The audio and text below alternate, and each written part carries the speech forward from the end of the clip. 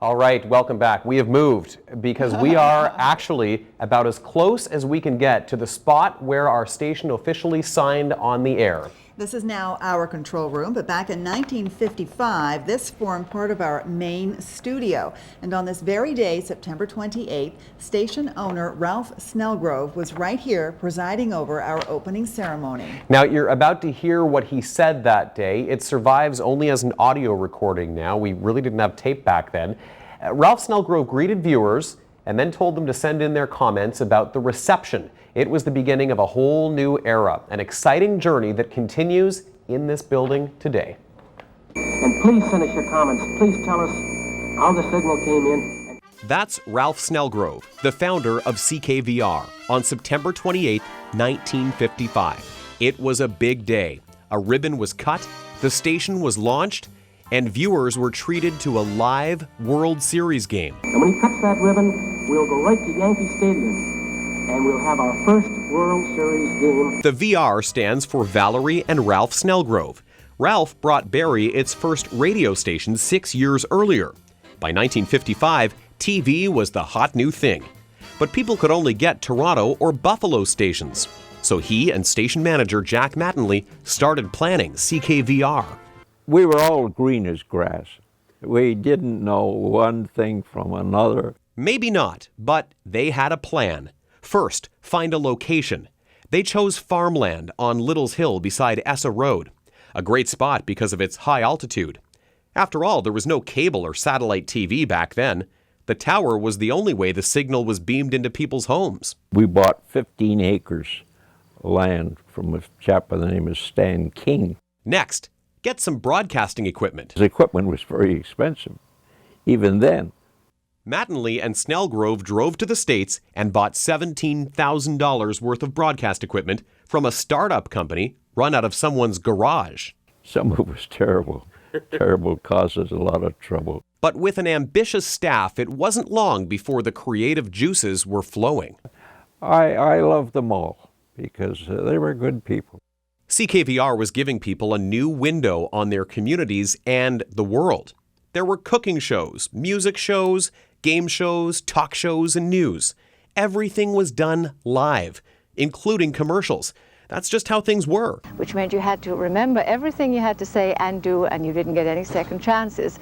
And I remember one dreadful thing. It was for Christie's Premium Crackers in the crisp wax wrapper that keeps the crackers crisp. And if you think that's easy to say when you're worrying about other things, let me tell you it isn't. Going into an hour's show, live, no rehearsals, provided a lot of excitement. And when you're working with 4- and 5-year-olds, you never know exactly what they're going to say next. Through the 60s, the station and its staff grew, and important transitions were underway. Late in the decade, the big networks would start broadcasting in color.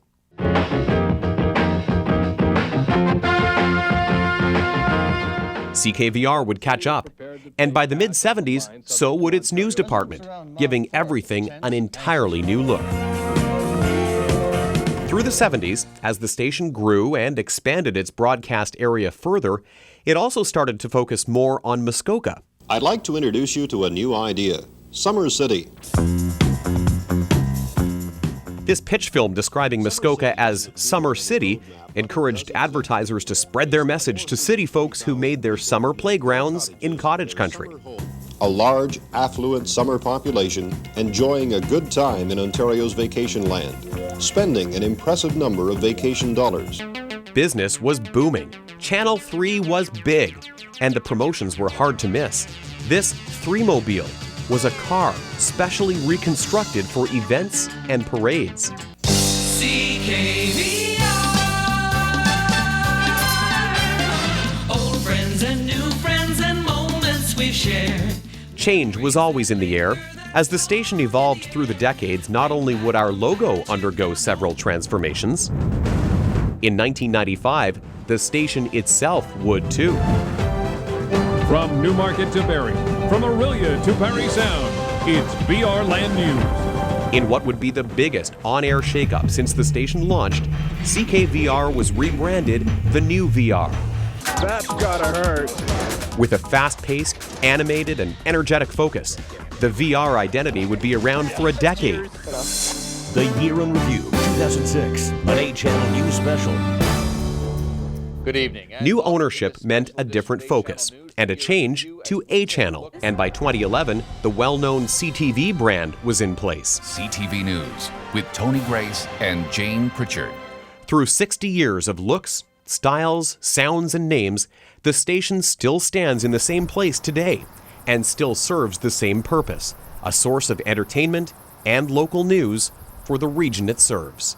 It was a fun game, you know. It wasn't work, and sometimes it was just enjoyable.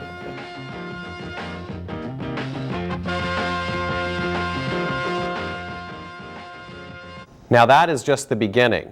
That is just the beginning. Tomorrow's story is going to focus on the many shows that were produced right here in this studio. We did it all, from cooking shows to game shows and talk shows, and we had some very unusual one-time productions as well. Yes, would you believe, a soap opera and a crime drama. Now wait until you see clips from those. Want to talk about dusting off film canisters? Yes. I've been through them all. It's going to be a treat. But for now, we're going to head back upstairs to Alistair for sports.